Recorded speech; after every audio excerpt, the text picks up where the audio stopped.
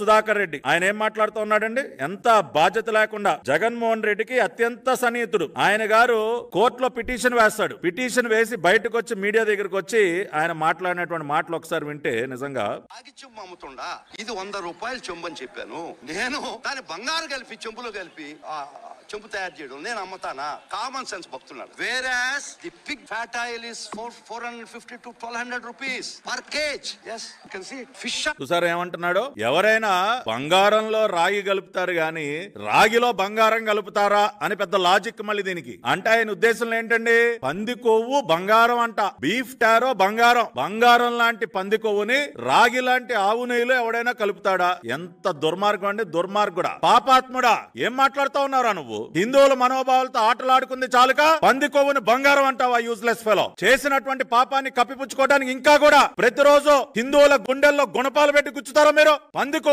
బంగారం అంట.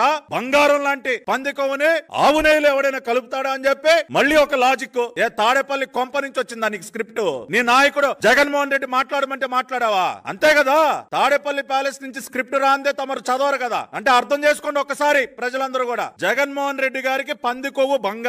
ఆయన చిలక లాంటి పొన్నవోలు సుధాకర్ రెడ్డి గారు ఆ చిలక పలుకులు పలుకుతూ ఉన్నారు. 1200 రూపాయలు విలువైనటువంటి పంది కొవ్వుని ఎవడైనా ఆవు నెయ్యిలో కలుపుతాడా అని చెప్పి మళ్ళీ సమర్థించుకునే ప్రయత్నం. ఏంటి ఆయన మాట్లాడేది? ఇవాళ ఆన్లైన్ లో చూడండి యానిమల్ ఫ్యాట్ ఎంతకు దొరుకుతుందో. టాలో ఆయిల్ కేజీ 85 రూపాయలు. ఇవి చదవటానికి నాకు చాలా బాధగా ఉందండి. చదవటానికి నాకు చాలా బాధగా ఉంది. 70-80 రూపాయలకు దొరికేటటువంటి ఈ యానిమల్ ఫ్యాట్స్ తీసుకొచ్చి స్వచ్ఛమైనటువంటి ఆవు నెయ్యిలో కలిపి వీళ్ళ కాసుల కక్కుర్తి కోసం ఇంత పాపం చేసి మళ్ళీ ఈ రకమైనటువంటి మాటలు మాట్లాడతారా?